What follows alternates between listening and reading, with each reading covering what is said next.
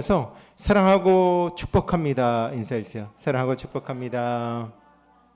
한 가지 더 인사할 텐데 우리 교회를 바라보시면서 새 일을 행하실 그날을 소망합니다.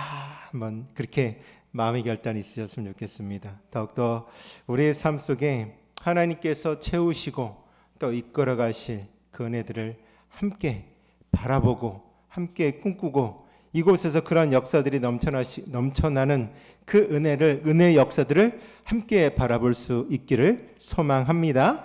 네, 오늘 말씀은 모든 일을 예수의 이름으로라고 하는 말씀으로 함께 주일 예배 말씀을 나누고자 합니다. 먼저 여러분들에게 중요한 질문, 이 대답 안 하셔도 됩니다. 질문으로 시작하려고 하는데 이 질문은 이렇습니다. 여러분들의 신앙은 어느 정도이십니까? 혹 우리의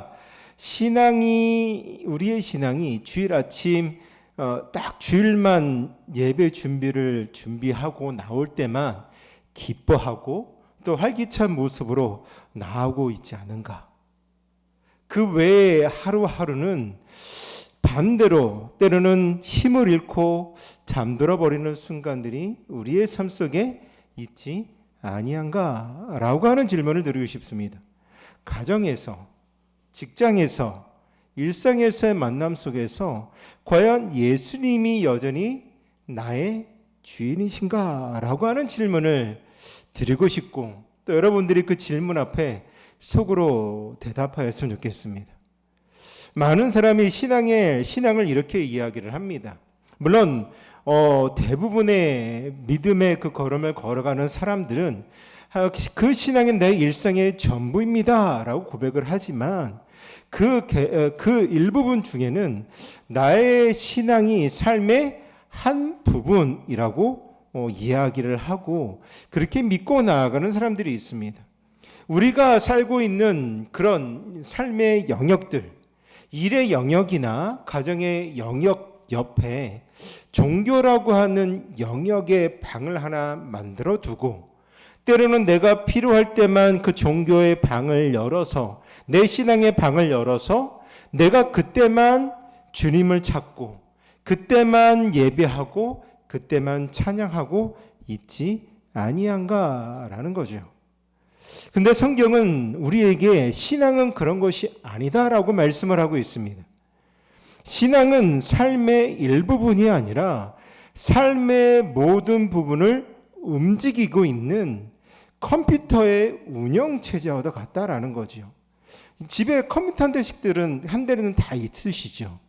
컴퓨터를 내가 실행하려면 어떤 것이 있어야 될까요? 물론 그 컴퓨터라고 하는 기계가 있어야 되겠지만 그것을 구동하고 움직이고 내가 사용할 프로그램들을 열 수 있는 윈도우라고 하는 프로그램이 운영체제가 깔려 있다는 거죠. 즉 운영체제가 모든 프로그램을 실행하고 제어하는 것처럼 우리의 신앙은 생각과 말과 행동과 결정 또 관계와 사역 전체를 다스리시는 삶의 원리여야 한다는 거죠. 내 신앙이 어떤 일부분만 사용되어지고 어느 한순간에 저 구석으로 집어넣는 것이 아니라 나의 삶 전체를 움직이고 있는 영역이 되어야 된다는 것을 말하고 있습니다. 근데 우리가 살고 있는 이 시대는 끊임없이 우리에게 이런 것들을 속삭입니다. 야, 네가 가지고 있는 것, 그것이 세상에서 말하고 있는 것의 전부야. 네가 가지고 있는 권력의 위치가 어느 정도에 따라서 너는 세상에서 잘 살고 있는 것인지 못 살고 있는지를 판단할 수 있어. 네가 가지고 있는 물질을 바라볼 때에 네가 갖고 있는 물질이 어느 정도인지를 너에게 판단해 줄 수 있어. 그리고 내가 하는 일이 내 가치를 결정하고 있어 라고 이야기를 하는 거죠. 하지만 하나님은 우리에게 세상과 다른 이야기를 말씀하고 있습니다. 너는 내게 값없는 사랑으로 선택한 소중한 존재다. 내 가치는 내가 무엇을 하거나 갖고 있느냐에 달려 있지 아니하고 너의 존재 자체가 나에게 있어서 소중한 존재다라고 말씀하고 있습니다. 오늘 우리가 함께 나눌 우리가 읽었던 이 골로새서 3장 1절부터 17절까지의 말씀이 바로 이 진리를 우리에게 선포하고 있다라는 거죠. 사도 바울은 골로새 교회 성도들에게 그리고 오늘 우리들에게 강력하게 권면하고 있는데 이런 말씀을 하고 있습니다. 여러분들은 그리스도와 함께 다시 살아난 사람들입니다. 그러니 이제 죽은 자처럼 살지 마시고 다시 살아난 자처럼 사시기 바랍니다. 여러분들의 삶 전체를 여러분들의 말과 일 모두를 예수님의 이름으로 행하십시오라고 말씀하고 있습니다. 골로새서가 기록될 당시에 이 골로새 교회는 어떤 어려움이 있었냐면 종교 혼합주의가 있었습니다. 어떤 이들은 그리스도의 복음에다가 철학의 사변을 넣기도 하고 유대적 율법주의를 섞으려고 하였습니다. 오늘날 우리도 비슷한 유혹에 직면하고 있다는 거지요. 그리스도의 복음, 하나님의 말씀에다 성공의 신학을 넣고 번영의 신학을 넣고 물질의 가치관을 혼합하여서 내가 잘 먹고 잘 살아가는 것이 하나님의 은혜고 내가 더 높은 위치에 올라간 것이 하나님께서 주시는 나의 복이다 라고 이야기하는 이야기를 한다는 거죠. 하지만 바울의 메시지는 여전히 유효합니다.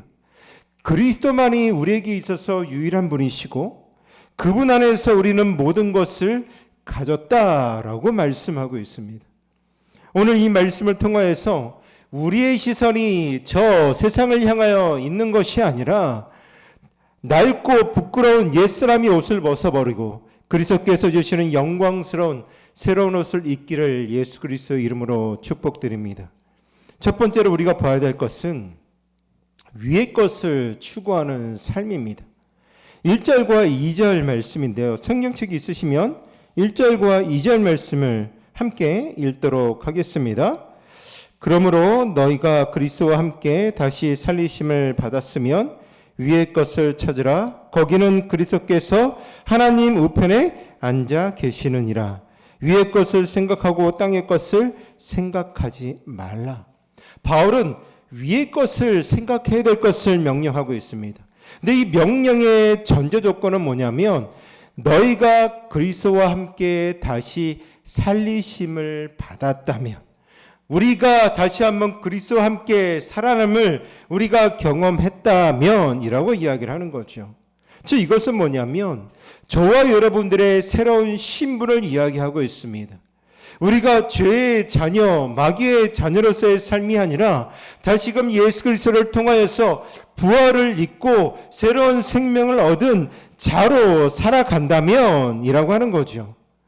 우리는 더 이상 죄와 사망의 범에 놓여 있는 자들이 아닙니다. 예수 그리스도의 십자가의 죽음과 부활에 연합하여서 그분과 함께 영적으로 다시 살아난 존재라는 거죠. 우리가 마치 국적이 바뀐 것과도 같다라는 사실입니다. 예전에 한동안 미국 국적에 대한 부분들이 로망 또 그것을 목표로 하는 사람들이 너무나도 많았습니다. 제가 살았던 곳에서 미국으로 가려고 하는 사람들도 많았고 그 미국이라고 하는 그 땅에서 그 안에서 영주권과 시민권이라는 것을 내가 가졌을 때 누릴 수 있는 많은 것들을 바랬다라는 거죠. 저와 여러분들이 이 땅에 발을 딛고 살지만 우리가 이 땅의 시민이 아니라 우리의 시민권은 하늘에 있음을 더욱더 믿으시기를 부탁드립니다. 우리의 가치, 우리의 문화, 우리의 충성의 대상은 이 세상의 나라가 아니라 하나님의 나라입니다. 하지만 이 시민권을 받았다라고 해서 저와 여러분들이 어떤 시민권의 증서를 받았다라고 해서 자동으로 새로운 시민이 되는 것이 아니라는 거죠. 그 시민에 걸맞는 행동을 해야 되는 겁니다. 마치 내비게이션에 새로운 목적지를 입력하고도 무심코 옛날 길로 운전하는 것과도 같은 모습이라는 거죠. 우리가 하나님 나라라고 하는 새로운 목적지를 부여받았고 그것을 입력하여서 이제 운전을 하면서 하나님의 나라로 가야 되는 사람들입니다. 그런데 우리의 생각과 우리의 관심이라고 하는 운전대가 여전히 이 땅의 모습과 이 땅의 가치관에 놓여 있고 그 이 땅의 것이라고 하는 익숙한 길로 향할 때가 얼마나 많습니까? 그래서 바울은 2절에 이렇게 이야기를 하는 거죠. 위의 것을 생각하지 마시고 위의 것을 생각하고 땅의 것을 생각하지 마십시오. 헬라 원문에는 생각하다라고 하는 단어는 내 머릿속으로 잠시 떠오르는 그 생각, 한순간에 떠오르는 생각을 이야기하는 것이 아니라 내 마음을 사로잡고 온 마음을 기울여 관심을 집중한다라고 하는 의미라는 거죠. 그것을 생각하고 집중하여서 그것을 내 안에서 계속 되새김질 하라고 하는 겁니다. 근데 여기서 중요한 것은 위의 것과 땅의 것 사이에 단순한 다름이 아니라 생명과 죽음의 차이점이 있다라는 사실입니다. 땅의 것이라는 것을 한번 집중해 보셨으면 좋겠습니다. 우리가 이 땅의 것을 바라볼 때 어떤 것이 생각이 드십니까? 건강이 되어질 수 있고 물질이 되어질 수 있고 명예가 되어질 수 있습니다. 우리가 이 모든 것을 가졌다고 한번 생각해 보십시오. 그 모든 것을 가졌다고 해서 우리의 마음속에 참된 평안과 기쁨이 있을까요? 그렇지 않습니다. 그들이 누리고 있는 평안과 안식과 즐거움은 잠시뿐이라는 거죠. 그것들이 사라진다면 그들에게 무엇이 남겠습니까? 명예와 인정을 갈망하는 사람은 남의 시선의 노예가 된다는 거죠. 쾌락을 추구하는 사람들은 더욱더 자극적인 것을 찾고 결국 그 삶 속에 공허함만이 남게 됩니다. 반대로 위의 것을 추구하는 삶은 어떻습니까? 하나님과의 관계에서 오는 참된 만족과 평안이 그 가운데 있습니다. 정의를 사랑하는 마음에서 오는 깊은 기쁨, 진리를 붙드는 자에게 오는 확신과 담대함이 있다라는 거죠. 이 세상에 줄 수 없는 하나님의 나라를 향한 그 하나님의 나라를 소망하는 사람들이 경험할 수밖에 없는 그들만이 경험할 수 있는 참된 복이 그 가운데 있습니다. 같은 일을 하더라도 위의 것을 추구하며 나아가는 사람들과 땅의 것만을 바라보는 사람들의 모습은 전혀 다르다라는 거죠. 직장에서 성과를 올리기 위하여 열심히 일하는 두 사람이 있다라고 한번 생각해 보십시오. 한 사람은 오직 승진과 연봉의 인상을 위하여서 일을 하는 사람이 있고 또 한 사람의 부류는 하나님께서 맡겨주신 사명을 감당하고 하나님 앞에 영광을 돌리기 위하여 일하는 사람. 이 둘의 일하는 모습들은 똑같을 겁니다. 겉으로 보이는 모습, 열심히 일을 하고 열심히 돈을 버는 목적은 동일해 보이지만 그 동기와 목적에서는 근본적인 차이가 있다라는 거죠. 왜 우리가 이렇게 살아야 되는가? 세상의 것을 바라보지 아니하고 위의 것을 바라보는 삶을 살아야 되는가? 3절과 4절 말씀을 통하여서 우리에게 신비로운 이유를 설명하고 있습니다. 이렇게 이야기를 합니다. 이는 너희가 죽었고 너희 생명이 그리스도와 함께 하나님 안에 감추어졌습니다. 우리 생명이신 그리스도께서 나타나실 그때에 너희도 그와 함께 영광 중에 나타날 것이다. 우리의 참된 생명, 우리의 진짜 정체성, 세상이 볼 수 없고 헤아릴 수도 없는 안전한 곳, 바로 그 그리스도와 함께 하나님 안에 감추어져 있습니다. 세상의 평가나 세상의 성공의 잣대가 우리의 가치를 흔들어 놓게 해서는 안 된다라는 거죠. 물론 우리가 이 세상에 살아가면서 세상의 평가나 성공의 모습들이 우리에게 없어라, 있어서는 안 된다라는 것을 말씀하고 있는 것이 아닙니다. 여러분들이 성공하고 여러분들이 세상의 평가를 받을 때 더 좋고 더 아름답게 받으시기를 소망합니다. 그러나 그 가치를 바라보는 우리들의 생각의 중심이 과연 어디 것을 생각하고 있는가? 세상 저 아래 것을 생각하고 있는가? 저 하나님 나라의 것을 생각하고 있는가를 생각해 보셔야 된다는 것이요. 씨앗이 땅속에 감추어져 있을 때는 그 영광을 알 수 없습니다. 그러나 그 씨앗이 때가 되면 찬란한 생명으로 아름답게 꽃피고 아름다운 나무로 자라나는 것처럼 지금은 감추어진 우리의 생명도 우리의 생명이신 그리스도께서 다시 오시는 그날 그와 함께 영광 중에 온 세상 앞에 드러내게 될 줄로 믿습니다. 두 번째로 우리가 바라봐야 될 것은 옛사람이 옷을 벗어버리는 삶을 살아야 합니다. 우리의 시민권이 하늘에 있다라고 말씀하셨고 말씀을 드렸고 우리의 참 생명이 하나님 안에 감추어져 있다면 저와 여러분들은 어떻게 살아야 되겠습니까? 새로운 신분에 맞는 삶을 살아가야 합니다. 새로운 신분, 그리스도로 옷 입은 그 신부의 아름다운 모습을 가져야 된다라고 늘 이야기를 합니다. 위의 것을 진정으로 추구한다면 이 땅의 것을 벗어버려야 합니다.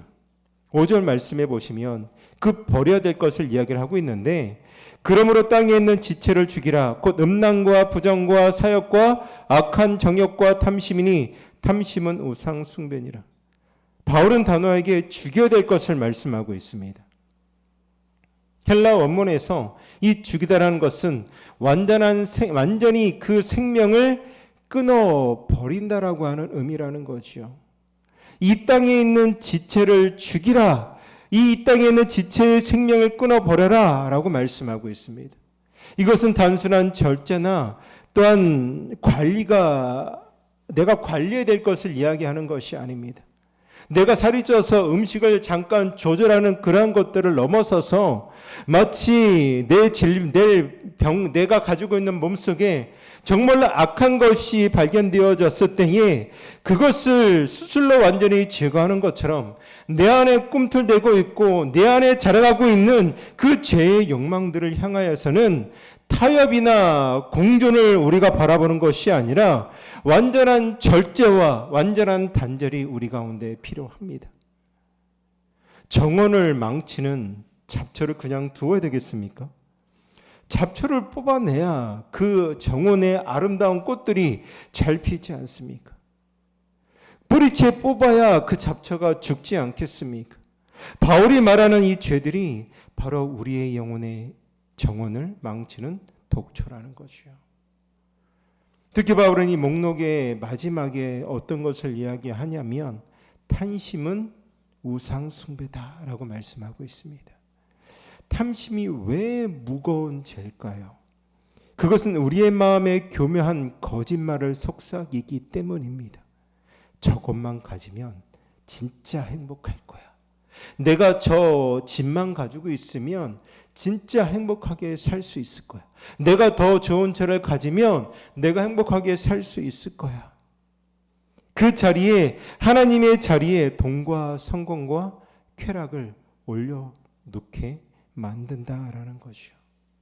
즉 탐심의 본질은 하나님이 나에게 주신 것에 만족할 수 없다라고 하는 불신앙을 우리에게 불어넣는 겁니다. 또한 8절과 9절에서 이렇게 이야기를 합니다. 분노와 악의, 비방, 거짓말 같은 관계를 파기하는 죄들을 지적합니다. 그러면서 이제는 너희가 이 모든 것을 벗어버리라. 분노와 악의와 비방과 너희 입에 부끄러운 말이라. 너희가 서로 거짓말하지 말라. 옛사람과 그 행위를 벗어버리라. 이 죄들을 공동체라고 하는 집의 기둥을 갉아먹는 흰 개미와도 같습니다. 최근 몇 년 전에 어떤 인터넷에 사진이 하나 올라왔는데 이 사진을 올리고 나서 이 사람이 이 곤충이 이 벌레가 뭔지 궁금해서 사진을 올렸는데 그 이후에 난리가 났습니다. 어떤 곤충이냐면 흰 개미가 한국에 상륙한 겁니다. 흰 개미는 어떠한 역할을 하죠? 나무 안에 습기가 있는 나무를 갉아먹어서 결국 그것을 무너뜨린다라는 것이요. 그래서 한동안 그것이 진짜 그 우리나라에 들어온 거야? 이 사진이 정말 우리나라야? 라고 할 정도로 정말로 많은 사람들이 놀라고, 또한 방역 관련돼서 또 우리 문화재에 관련되어 있는 분들이 정말로 노심초사하면서 그것의 발원지가 어딘지를 찾고자 했던 적이 있습니다. 이 공동체라고 하는 이 집의 기둥을 갉아먹는 이 흰개미와도 같은 이 죄의 모습들이 결국 우리의 판단을 흐리고, 악인은 관계의 독성에 물들이고, 비방은 다른 사람의 명예를 파기하고, 거짓말은 신뢰의 기초를 결국 무너뜨리게 되는 것입니다. 솔직히 이런 말씀을 들으면 마음이 무겁습니다. 정말 지난 한 주간을 돌아보면 우리들의 모습은 과연 어떠한 삶을 살아왔는가? 나도 모르게 욱한 마음이나 다른 사람들을 깎아내리는 날카로운 말이 튀어나온 적이 없는가? 과연 내가 왜 이렇게 살고 있을까? 내가 그리스도의 자녀인데 왜 이런 모습으로 살고 있을까? 라고 좌절감이 들지도 모릅니다. 물론 우리의 힘으로는 할 수 없는 것이라는 거죠. 남을 비방하는 것, 내 안에 여전히 꿈틀대고 있는 이 죄악의 모습들을 내 스스로는 버릴 수가 없습니다. 우리 힘으로는 불가항력적이라는 거죠. 바로 그렇기 때문에 우리는 10절과 11절을 소망으로 그리스도의 능력으로 나아가야 될 줄로 믿습니다. 10절과 11절에 이렇게 이야기를 하는데 우리에게 어떤 희망을 제시해주고 있냐면, 새 사람을 입었으니 이는 자기를 창조하신 이의 형식을 따라 지식에까지 새롭게 하심을 입은 자니라. 거기에는 헬라인이나 유대인이나 헬라파나 무할레파나 야만인이나 스구딘이나 종이나 자유인이 차별이 있을 수 없나니 오직 그리스도만 만유시요 만유의 계시니라 라고 말씀하고 있습니다. 우리의 단순한 옛사람을 벗어버리는 것이 끝이 아니라는 거죠. 새 사람을 우리는 입었다라고 말씀하고 있습니다. 여기서 새 사람은 어떠한 내 모습을 내가 새롭게 바꿨고 내가 머리를 아름답게 꾸며서 나의 겉모습을 바꿨다라는 것이 아니라, 여기서 말하고 있는 새 사람은 하나님의 형상을 따라 지어진 존재라고 말하고 있는 겁니다. 아담이 타락하기 전에 가졌던 영광스러운 하나님의 형상이 그리스도 안에서 지금 우리에게 회복되고 있습니다. 더 놀라운 것은 뭐냐면 이 세 사람 안에서는 모든 차별이 사라진다라고 하는 점이죠. 왜냐하면 그리스도는 만유시요 만유에 계신 분이기 때문입니다. 우리는 이 교회가 세상과 구별되는 하나님의 나라의 모습을 보여주는 핵심적인 방법일 줄로 믿습니다.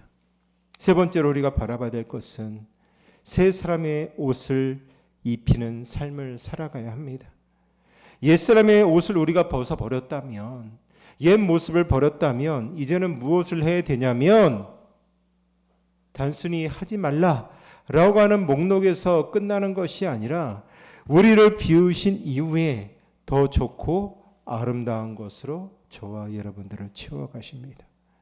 12절에 그러므로 너희는 하나님이 택하사 거룩하고 사랑받는 자처럼 긍휼과 자비와 겸손과 온유와 오래 참음의 옷을 입어라. 바울이 사용하는 세 가지의 표현을 보시면 하나님이 택하셨고 거룩하시고 사랑받는 자라고 이야기를 하고 있습니다. 이것은 바로 저와 여러분들의 정체성이라는 거죠. 하나님의 택하셨고 우리는 거룩해졌고 그 사랑받는 자라고 하는 겁니다. 우리의 새로운 정체성을 나타내는 새로운 세 가지의 기둥과도 같은데, 첫 번째 하나님이 택하셨다는 것은 뭐냐면 하나님의 선택을 받은 특별한 백성을 의미하고 있습니다. 두 번째로 거룩이라고 하는 것은 우리가 하나님께 구별되어 바쳐진 존재라고 이야기를 하고 있습니다.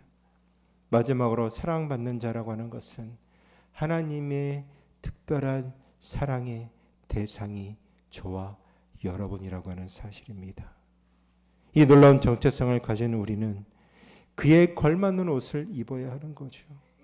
과연 우리가 옷을 샀을 때 맞지 않는 옷이 있다면 그 옷은 절대 입지 못합니다. 왜일까요? 나의 몸에 맞지 않기 때문에 그런 것이요. 우리가 긍휼과 자비와 겸손과 온유와 오래 참음의 그 옷을 과연 우리가 입고 있는가? 그러나 이 옷을 우리가 입기를 원할 때 우리를 얽매고 있는 갑옷이 되어서는 또한 안 되는 것입니다. 이것은 오히려 긍휼과 자비와 겸손과 온유와 오래 참음은 우리를 자유롭게 날게 할 수 있는 날개 달린 옷과도 같다라는 거죠. 긍휼을 입은 사람은 어떤 능력이 있겠습니까? 다른 사람들의 아픔을 함께 나누고 공감할 수 있는 능력이 있습니다. 자비를 입은 사람은 어떠한 모습을 가지고 있겠습니까? 원수까지도 사랑할 수 있는 마음. 옛날 중국 영화에 보면 내 아버지의 원수를 위하여서 어릴 때부터 칼을 갖는 그런 모습. 계속 칼을 갈다 보니까, 코미디에 칼을 갈다 보니까 그 칼이 다 갈아져서 남지 않았던 칼자루만 있는 모습을 보았던 적이 있습니다. 저와 여러분들이 이런 어떠한 모습 안에서 원수까지도 사랑할 수 있는 자유를 경험하셔야 되는 거죠. 겸손의 옷을 입은 사람은 어떻습니까? 남을 비교하면서 우리 스스로를 고통 가운데 두지 않습니다. 온유를 입은 사람은 화를 내지 않아도 되는 평안을 누린다라는 거죠. 저도 이 부분이 잘 안 됩니다. 온유하십시오 해도 어느 순간 온유함이 사라지고 내 안에 막 분이 일어날 때도 있는 저의 연약한 모습을 보게 됩니다. 오래 참음을 입은 사람은 어떻습니까? 상대방의 변화에 기다릴 수 있는 여유와 소망이 그 가운데 있다라는 거죠.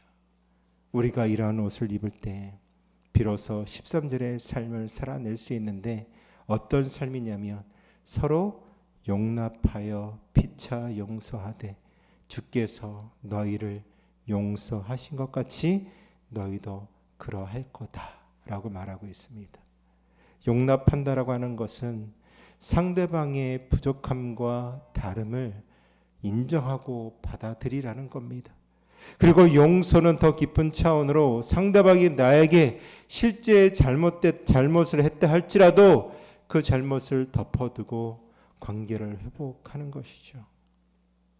우리의 용서는 내 인격에 관대함에서 나오지 않습니다.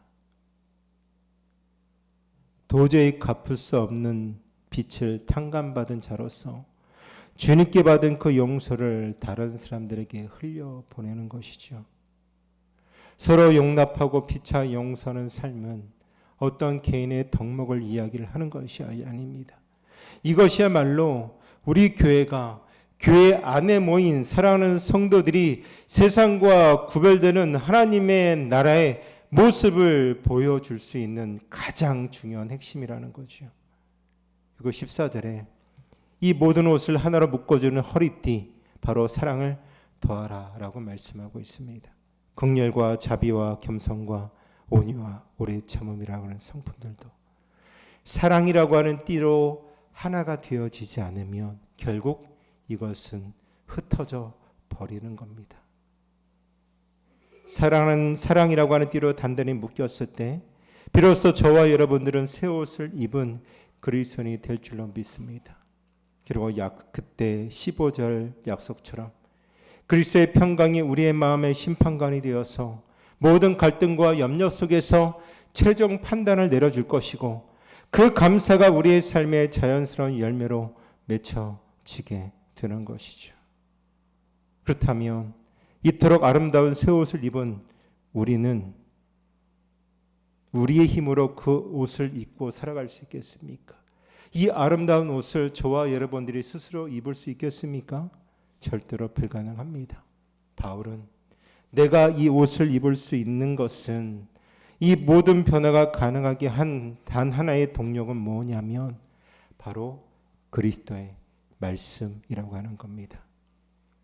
16절에 이렇게 이야기를 합니다. 그리스도의 말씀이 너희 속에 풍성히 거하여 모든 지혜로 피차 가르치며 권면하고 시와 찬송과 신령한 노래로 부르며 감사하는 마음으로 하나님을 찬양하고 그리스도의 말씀이 너희 속에 풍성하게 거하여라고 하는 그것 안에는 핵심은 두 가지입니다. 하나는 거하고 또 다른 하나는 풍성하라는 거죠. 거한다라는 것은 내가 잠시 어떤 여행 가서 내가 묵어야 될 어떤 숙소, 하루 이틀 지내고 돌아올 숙소를 이야기를 하는 것이 아니라 영구히 거주할 곳을 이야기를 하는 것입니다. 말씀이 우리 안에 손님처럼 잠시 머무르는 것이 아니라 주인처럼 내 안에 거주하면서 우리의 생각과 우리의 감정과 우리의 의지를 다스려야 된다라는 거죠. 그리고 풍성히 하라는 것은 말씀이 우리 안에 넘쳐 흐를 정도로 충만해야 될 것을 말씀하고 있습니다. 말씀이 우리 안에 풍성하면 풍성한 말씀이 우리 안에만 머물겠습니까? 우리의 모습으로, 우리의 행동으로, 우리의 삶 속에 드러나지 않겠습니까? 우리가 그러기 위하여 모든 지혜로 피차 가르치며 권면하라라고 말씀하고 있습니다. 목회자만 전하고 그런 삶을 사십시오라고 하는 것이 아니라, 목회자만의 사명이 아니라 우리 사랑하는 성도들이 평신도로서의 그 삶 속에 이러한 모습들을 온전히 가져야 된다는 거죠. 두 번째로 신령한 노래와 시와 찬송과 신령한 노래를 부르며 감사한 마음으로 하나님을 찬양하라. 말씀으로 충만한 사람은 그 입술에 무엇이 나오겠습니까? 찬양이 나올 겁니다. 혹시 말씀을 열심히 읽고 내 입술에서 혹시 트로트가 나오질 않습니까? 혹시 내 입술을 통하여서 요새 애들이 유행하고 있는 데모넌터스라고 하는 노래가 입술에 많이 나오고 있지 않습니까? 아이들도 그런 걸 보면서 그 노래가 이 처음에 뭐가 나오는지, 어떤 노래가 나오는지 이미 다 잘 알고 있다는 거죠. 우리가 하나님의 말씀 안에 서 있다면, 그 말씀이 내 안에 움직인다면, 그 말씀이 충만하다면 우리의 마음 안에는 찬양이 저절로 흘러나오게 될 줄로 믿습니다. 그리고 마침내 이 모든 원리는 하나로 기결되어집니다. 17절에 또 무엇을 하든지 말에나 일에나 다 예수의 이름으로 하고, 누구의 이름으로? 예수의 이름으로 하고 라고 말씀하고 있습니다. 그러면서 그를 힘입어서 하나님 앞에 감사해야 된다라고 말씀하고 있습니다. 우리의 목적지는, 최종 목적지는 예수님의 이름으로 하는 겁니다. 내가 삶 속에 하루하루를 살아갈 때 비록 낮은 곳에 거하며 우리가 살아가고 있지만, 그 낮은 곳에서 하나님의 말씀이 내 안에 충만할 때 그 그리스도의 이름으로, 예수님의 이름으로 저와 여러분들이 해야 되는 것입니다. 그렇다면 예수님의 이름으로 한다라는 것은 무엇이겠습니까? 첫 번째, 예수님의 권위 아래서 하는 것입니다. 예수님이 내 삶의 주인이시고 내가 하는 모든 일이 그분의 허락과 지시하에 이루어진다고 하는 것이죠. 두 번째로, 그분의 성품을 드러내며 해야 된다는 것을 의미하고 있습니다. 내가 하는 말과 행동과 생각들이 그리스도의 사랑과 정의와 긍휼이 드러나도록 해야 되는 것이고, 세 번째, 예수님의 이름으로 내가 한다라는 것은 그분의 영광을 목적으로 하는 것, 내 명예나 내 이익이나 내가 잘 살아가는 것에 만족하며 나아가는 것이 아니라, 내가 하는 모든 일들, 내가 준비하며 내가 누리고 있는 명예와 내가 이 땅에 살아가면서 가지고 있는 많은 물질들이 나를 위하여서만 쓰이는 것이 아니라 오직 하나님의 영광을 돌리기 위하여 모든 일들을 하는 것입니다. 이것이 우리의 삶 속에서 거룩한 일과 속된 일의 경계를 완전히 허물어 버리는 겁니다. 주일 예배에서 드리는 찬양만이 거룩한 찬양이 아닙니다. 내가 삶의 그 현장 속에서 때로는 내 입술로 흥얼거리는 그 찬양의 고백들이 하나님을 향한 아름다운 고백이 될 수 있는 것이고, 월요일 아침에 직장에서 하는 업무를 보면서 내 자녀를 위하여 밥을 짓는 일도, 이웃과 함께 나누는 대화도 주 예수 그리스도의 이름으로 행할 때 그것이 거룩한 예배가 되는 것입니다. 나는 예수님의 이름으로 행하고 있습니까? 직장에서 정직하게 일하는 것이 예수님의 이름으로 하는 것이고, 가정에서 인내하며 사랑으로 섬기는 것이 바로 예수님의 이름으로 하는 것입니다. 심지어 내가 먹고 마실 때마다 이 모든 것이 예수님의 이름으로도 할 수 있다는 것이요. 즉 우리의 삶의 24시간을 예수님의 이름으로 할 때 그것이 하나님께서 기뻐하시는 예배가 되는 겁니다. 그러한 삶을 살아갈 때 우리는 그 안에서 감사할 수 있는 겁니다. 예수님의 이름으로 살 수 있는 것은 우리의 능력 때문이 아니라 오직 그리스도의 힘을 입어서 가능한 것이기에 내가 그 주님을 향하여 감사할 수 있게 되는 것이죠. 말씀 맺겠습니다. 사랑하는 성도 여러분, 오늘 골로새서 3장을 통하여서 우리는 네 가지의 중요한 진리를 배웠습니다. 첫 번째, 그리스도와 함께 다시 살아난 새로운 정체성을 가진 사람이다. 두 번째, 우리의 시민권은 하늘에 있고 참된 생명이 그 안에 있다. 두 번째로 새로운 정체성은 옛사람의 더러운 옷을 버리는 삶을 요구하고 있다는 거죠. 음란과 탐심과 분노와 거짓말 같은 그 죄악들을 내 안에서 제거해버리는 것. 세 번째로 긍휼과 자비와 겸손과 오래 참음이라고 하는 세 사람의 아름다운 옷을 저와 여러분들이 입고 살아가는 것. 네 번째로 이 모든 변화는 그리스도의 말씀이 우리 가운데 풍성히 거할 때 가능한 것이고, 그 결과 우리의 말과 우리의 일이 예수님의 이름으로 드려지는 것입니다. 이 말씀이 중요한 이유는 어려운 것이 아닙니다. 즉 우리의 신앙이 주일 몇 시간만 종교 생활에 머물러서는 안 되기 때문에 그러하다라는 거죠. 하나님은 우리의 모든 순간, 모든 장소, 모든 관계, 모든 인물들을 통하여서 내가 하는 모든 일들을 통하여서 하나님 앞에 올려드려지는 삶의 예배가 되기를 분명하게 원하십니다. 삶 전체가 하나님 앞에 영광 돌리는 예배, 이것이 진짜 하나님이 원하시는 그리스도인의 삶이 아니겠습니까? 근데 걱정하지 마십시오. 내가 여전히 새로운 옷을 입지 못하고 있고 내 안에 여전히 그 더러운 죄악들이 내 안에 살아 꿈틀대어진다 할지라도 여러분들 걱정하지 마십시오. 우리의 삶이 하루아침에 바뀌어지는 것이 아닙니다. 하루아침에 바뀌면 어떻게 된다고 이야기하죠? 죽는다라고 얘기하지 않습니까? 진짜 그렇습니다. 우리의 삶의 모습들은 한순간에 변화되어지지 않습니다. 내가 정말로 하나님의 놀라운 그 능력으로 내가 하나님의 말씀을 듣고 그 말씀 가운데 살아간다 할지라도 내 삶이 이 세상에 있는 한 우리는 여전히 아래 것을 추구하는 삶을 살 수밖에 없다는 거죠. 옛 습관들은 사라지지 않고 때로는 실패하며 넘어질 때도 있습니다. 그러나 우리가에게 중요한 것은 완벽함이 아니라 방향이라고 하는 거죠. 이번 한 주간 나의 삶 속에서 과연 나는 어떻게 예수님의 이름으로 행할 수 있을까를 고민해 보셨으면 좋겠습니다. 여러분이 속해 있는 삶의 현장은 다 다릅니다. 같은 곳에 있지 않습니다.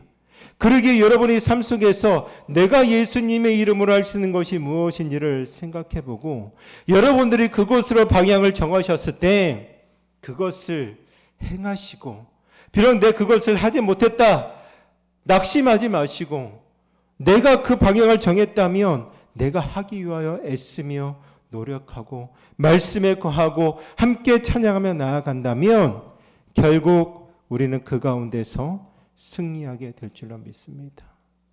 세상에서의 성공과 실패가 아닌 하나님의 관점으로 함께 바라보셨으면 좋겠습니다. 세상에서의 관점은 실패요. 하는 세상에서의 관점은 성공의 모습을 우리에게 이야기해 줄 때 우리는 그러한 모습으로 살아가는 자가 아니라 경쟁과 시기가 아닌 하나님의 관점으로 서로를 바라보고 긍휼과 자비로 서로를 함께 대하는 아름다운 공동체, 그리고 오직 그리스도 안에서 하나가 되어서 서로 용납하고 사랑하는 공동체, 비방과 험담이 아닌 우리의 입술을 통하여 말씀이 나오고 찬양이 우리의 입을 통하여 흘러나오고 나의 이익을 위하여 살아가는 자가 아니라 오직 예수님의 이름으로 서로 섬기는 공동체. 이런 공동체를 본 세상의 사람들은 어떻게 보겠습니까? 요한복음 13장 35절에 이런 말씀이 있습니다. 너희가 서로 사랑하면 이로써 모든 사람이 너희가 내 제자인 줄 알리라. 너희가 서로 사랑하면 모든 사람이 너희가 내 제자인 줄 안다 라고 말씀하고 있습니다. 그 말씀이 우리의 삶의 현실이 되어지는 거죠. 우리가 함께 꿈꿔야 될 삶이고 여러분들이 삶의 현장 속에서 이루어야 될 꿈이고 그 꿈을 이뤄가는 우리 공동체가 함께 믿음의 손을 붙들고 이 길을 함께 걸어가야 되는 것이지요. 이 길은 불가능할까요? 아니요. 그리스도의 말씀이 우리 가운데 풍성히 거할 때 우리가 모든 일들을 예수님의 이름으로 하고자 노력할 때 반드시 이루어질 하나님의 약속이라는 것이요. 하나님의 약속은 반드시 이루어질 줄로 믿습니다. 하나님께서 여러분의 삶의 모든 영역에 왕이 되도록 내어 드립시오. 여러분들의 모든 말과 행동이 그분의 사랑과 영광을 나타내는 아름다운 증거가 되시기를 예수님의 이름으로 축복합니다. 그래야 이 세상에서 여러분들을 통하여 우리 교회를 통하여 우리 믿음의 그리스도인들을 통하여 살아계신 하나님을 보고 그분께 영광 돌려드리기를 예수님의 이름으로 축복합니다. 기도하겠습니다. 사랑 가운데가 많으신 아버지 하나님, 우리가 그리스도와 함께 다시 살아난 존재임을 깨닫게 하시고 우리의 시민권이 하늘에 있음을 확신하게 하여 주셔서 감사합니다. 그러나 우리의 마음과 생각이 여전히 땅의 아래 것에 머물러 있을 때가 많습니다. 위의 것을 바라보며 살아갈 수 있는 영적인 눈을 열어주시고 우리 안에 있는 옛사람의 성품들이 완전히 벗어지고 긍휼과 자비와 겸손과 온유와 오래 참음의 아름다운 옷을 입고 나아갈 수 있도록 주님 역사하여 주시옵소서. 우리의 모든 말과 일이 주 예수님의 이름으로 행하지는 살아있는 예배가 되게 하여 주시옵소서. 이번 한 주간 아니 내일부터 시작되는 우리의 만남 속에서 우리를 통해 예수님의 사랑과 성품이 드러나게 하여 주시옵소서. 예수 그리스도의 이름으로 기도하옵나이다. 아멘. 이 시간 함께 주의 말씀 앞에 선 찬양하겠습니다.